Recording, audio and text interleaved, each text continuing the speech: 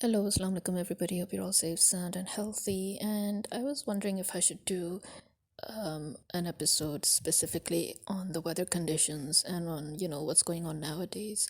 But I know that most of my subscribers, the very few that I have, are more interested in my um, current affairs and political oriented subjects. But nevertheless, this is out there for those who are subscribed to my actual podcast on Red Circle, because I know that they actually would love to listen to the non political, the everyday life shenanigans as well. So here it goes. It is cold. It's freaking cold. You can see the severity of the weather all over the world, basically. As we know, the past 8 years or so, the weather has been changing drastically. And although because of COVID, it seemed as if the earth was resetting itself, the weather conditions were resetting themselves back to the more normal times that we knew. But the weather has actually become extremely harsh these 2 years. I think it's basically the wrath of God when it comes to our country. And I think it's the wrath of our own land, our soil, against the illegal government that has encroached upon our soil and is constantly committing treason. But, so as you know, if you look at it on a scientific level or a geographical level, then our country was expected to be under the earthquake zone very soon because we're on the plates. So even though we never really had earthquakes before as such with such frequency, now as you know, we frequently have them. Plus, it did not help that the American companies, when America was trying to invade Afghanistan, then it illegally drilled and mined a lot in Afghanistan to steal the resources. And all that extremely deep excavations, the drilling, the mining, they too caused a sort of a more frequent earthquakes, you can say, because of the ruptures. Because Afghanistan and Pakistan are both basically on the tectonic plates. Then we have now got extreme cold. It's extremely cold and it's very bad. It's very bad because it's what people refer to as dry cold, where there are no rains to break through. So it's rainless. It's been rainless since last month. And it has been extremely cold since last month. Now, in the previous years, we saw that the winter seemed to be shifting towards January, February, instead of being normally November, December. So, first, we thought that finally it had become normal because winter actually started at the end of November and was in full swing by December, and it's January and it's still extremely cold. But the abnormality here is that there is no rain. Normally, it should have rained at least 3 to 4 times. Now, as we know, it rained too much, way too much, during the monsoon season, which is expected. So we had floodings, and now it's not raining at all. So now people are praying for rain. As you know, as Muslims, we have specific prayers for rain. Also, as Muslims, we need to remember that God did say that a time would come when people would be so corrupt on earth and everything that is wrong would be right and everything that is right would be wrong, and the number of bad people would outnumber the number of good people, and that the meaning of a good person would be, at the end of the day, such a person who would just think to himself in his mind that this is not right. He wouldn't even be able to say it out loud because the whole world would think that all that is wrong is normal. And when such a time would come, then one of the signs of God's wrath would be that it would cease to rain, that rains will not come easily, and it will only rain for the sake of the plants and the animals that God cares for. So we have seen this in the past 8 to 10 years at least. In fact, more, a little over 10 years, we have seen that rains have been either torrential or they have been next to none. Um, and we've literally had to beg for rain. And if it did rain indeed, it rained mainly where there were wildlife, plants, fauna, flora. But in many cities, it wouldn't rain, or in partial areas of cities, it wouldn't rain, while in other parts of the same area, it would rain. So it has been like that. If we move again back from religious or spiritual point of view to the geographical aspect, then we can see that climate change, global warming, which was already theorized that it would pertain to harsh weather. We can see that.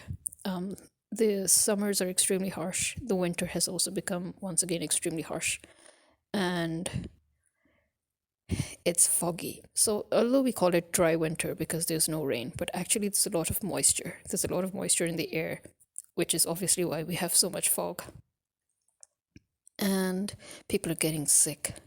And one of them is my mum, who does not seem to realize that there are so many things that she shouldn't be doing. And she does these absolutely ridiculous, stupendous things. Seriously. And then she ends up getting sick. And then she says, "Oh, I don't know." And, seriously, look at your health, look at your age, look at the climate, and for God's sake, stop doing stupid things. So now my mother's been, she's been nauseous since yesterday. And then today, too, she just couldn't, because she's also diabetic, but she wouldn't stop eating sweet things. So her sugar level had increased, and then she was nauseous also because she had become really, really cold, because she wouldn't stop going out for her morning walks and meeting up with her friends, despite the fact that it is too cold. It's so cold that many people have actually stopped activities. Many people who were indulging in regular activities, they've stopped those activities because of the extreme cold. In fact, it was so cold yesterday that at night it went all the way down to 4 degrees. And today, the whole day, it was basically shifting between 6 and 7 degrees, and it's become lower again. I wouldn't be surprised if tonight will again drop to 4. So, and then, and then we had these maids, or the help, as people now like to call them, when they saw that my mother was in no condition to actually notice what was going on. It was a mother and daughter who we had recently employed, because our previous help, she got sick and she couldn't come anymore. So she brought them in her stead, and she gave her guarantee, And I told my mother that I don't care who gives what guarantee, but we cannot trust anybody blindly. So let's just be careful. But my mother was in no condition, but she still wanted them to, go ahead and clean the house and stuff. And then my father was in the room, and then when he came out, then my mother suddenly sat up and asked, "Where's my mobile?" And the help, as I said, there were two of them, this mother and daughter duo. The mother was like, "Why don't you just call on the mobile? You'll find out where it is." And then when my dad dialed the number, they found that the mobile was hidden behind a cushion. So nobody obviously would do that except the maid. And it seemed that the maid's mother also suddenly realized what her daughter was trying to do. So my dad was like, "Okay, here's your money for all the days you've worked. Thank you so much. Please leave." So they left. And, this is how it is. This is how people are. As I told you in one of my those of you who are subscribed to my YouTube, in one of my vlogs, I had mentioned the fact that, people are no longer honest or trustworthy in Pakistan. This is a fact. I don't care what people like to say, but in my experience, I have found people to be extremely, extremely dishonest, unreliable, and not trustworthy. So I, for one, don't trust people. But again, you see, that's the thing. We The way houses are made in Pakistan, the way we make and build our houses, we cannot do without a help. We need somebody who can come and help with cleaning and stuff. So they know that we need them, and they try to take advantage of that. So, especially nowadays with the crisis, thanks to the illegal government, now they've got an even better excuse to go to people's homes and try to steal anything and everything they can get their hands on. And as I said, the government is actually, the army, the establishment, they're actually encouraging street crime.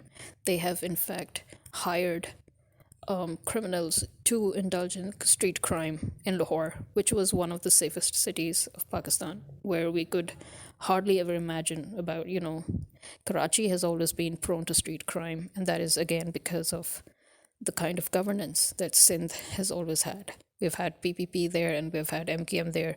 They're both the worst parties ever to govern a state, and their main idea of governing a state is to keep crime rate on the high so that people should always live in fear of their lives. But this was never the case in Punjab. Punjab was always one of the safest places. The northern areas of Pakistan are extremely safe, touch wood. They're like you've gone to a completely different planet. They are extremely safe. But in certain parts of Punjab, there is crime, but never the way it is in Karachi, and never street crime, not like that. But recently, there has also been a rise in street crime in Lahore, and people are now beginning to say that Lahore is becoming Karachi. But again, this is something I predicted. The very day they ousted Imran Khan, the very day they took control, I have mentioned it time and again that now you will see a pattern coming of street crime, of a crisis, and so that they can declare an emergency and then, say goodbye to elections. In case their plans, because originally they never planned to have an election, they wanted to officially claim dictatorship.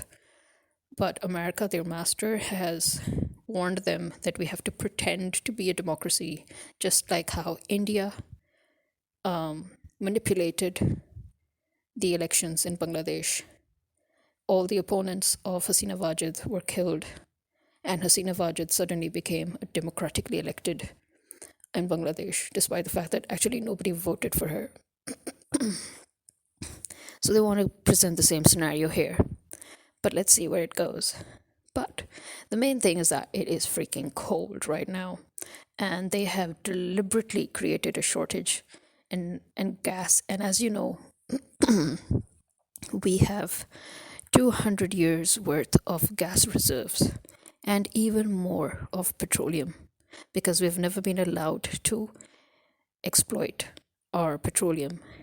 But we have exploited our natural gas, but again, not enough. So we have at least 200 years worth of gas. So they're deliberately creating a shortage. They're deliberately creating a crisis. I think all over the world you will see that in most countries, in America, in the UK, in Europe, in other countries, governments are creating shortages and crises because they are preparing to go to war. And they are forcing their people to prepare for war. So they are creating a situation, wherein they are basically hoarding reserves, and they're hoarding supplies and utilities, taking away from their people and keeping it for themselves because they are preparing for war. So in this cold, we are still having load shedding of electricity, despite the fact that we produce more electricity than we actually consume. So we're basically wasting a lot of that electricity. So we have load shedding, and they have created a deliberate gas shortage. So people are extremely cold and they've increased the prices. Obviously, they've increased the bills of both gas and electricity again. And gas has always been extremely cheap in Pakistan, obviously, because we produce our own gas. But they have now increased its rate 10 times. 10 times. So where we would normally get 200 rupees, 500 rupees, now people are getting minimum 2000, 3000. And in general, they are trying to actually steal so much from people that they have fabricated bills for up to 60,000, 50,000. And gas can never be worth 50,000, 60,000, no matter how much you use it. So you're not getting gas, but you're paying 10 times the amount for it, or 50 times the amount for it, or even 100 times the amount for it, depending on whatever comes to their mind. Similarly, you're not using the phone, your landline, but PTCL keeps on increasing the amount, and despite the fact that you have freedom package, which means unlimited calls for free within that fixed rate, but still they are adding those calls as extra calls, and they are adding it all to the bill, increasing your actual rate. So you've got corruption by every single government body. You've got corruption in the sui gas, you've got corruption in VABDA, you've got corruption in PTCL. And your government is already corrupt as it is. Your army is corrupt, your bureaucracy is corrupt, your establishment is corrupt, and you're living amongst traitors. So traitors have hijacked your country and they've taken you hostage. It's as simple as that. Why? Because Britain and America never wanted Pakistan to be a sovereign state. Amazing how the world works. So here we are in this extreme cold. And in fact, seriously, in this cold, it doesn't matter how warm the inverter makes your room, you still, feel slightly cold. And it's strange, but the kind of heat that a gas heater gives you, an electric heater somehow just doesn't do it. Or maybe it's just in our minds because we're so used to using gas heaters. So even though we use electric heaters, we use the inverters, but somehow we just don't feel so warm and cozy, I think it's also because, when a gas heater is on, it sort of sucks the moisture out of the air. So it leaves you feeling dry, warm, and cozy. Whereas inverters and electric heaters, they usually don't do that. So you still feel that moisture in the air, At least that's my logic. I might be wrong. But there we are. So on one side you have, as I said, this is a global phenomena going on with regards to extreme weather. So right now, at this very moment, it is snowing in Canada. Or should I say at this day? Today it was snowing in Canada, and there was a snowstorm. And then in America there is a storm going on where it's been raining for 2 to 3 days and it's storming right now. And here in Lahore, it is extremely cold, that it's dropping all the way up to 4 degrees and it's generally between 6 and 7 degrees. You're lucky if it goes up to 12 degrees. So I mean, this is the extreme weather conditions that you can see all over the world. In Europe too, it's really cold, I know. But I mean, this year has started off pretty harsh, I would say, climatically speaking, and generally for the people all over the world. It is true that it had begun last year, but we're starting off this year not on a good note, is what I'm trying to say. So we're kind of starting it off rocky, and it's not a good start, that's all, in any way, with regards to the weather, with regards to the general economic conditions, the social conditions, all of the world. And obviously we have America to thank for. I mean, America's just dying to have a war. It's just dying to push the whole world into a war. I don't know what it's going to get out of it. except that it's shooting itself on its own foot. Seriously, talk about stupidity. But I mean, just because of one or two countries, the whole world is once again going to suffer. Just because of one or two countries. So here we are, starting off the new year that just proves our point that our civilization is regressing. So this new year is even worse than the last year. There we are. I hope everybody is safe, sound, and healthy wherever you are. I hope all those who are not well get well soon, including my mother. I hope her nausea goes away. I hope the cold that has somehow seeped into her bones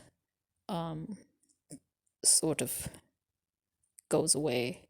And I hope she feels better tomorrow, that she's actually able to eat or drink something. And I hope nobody else gets sick. This is me.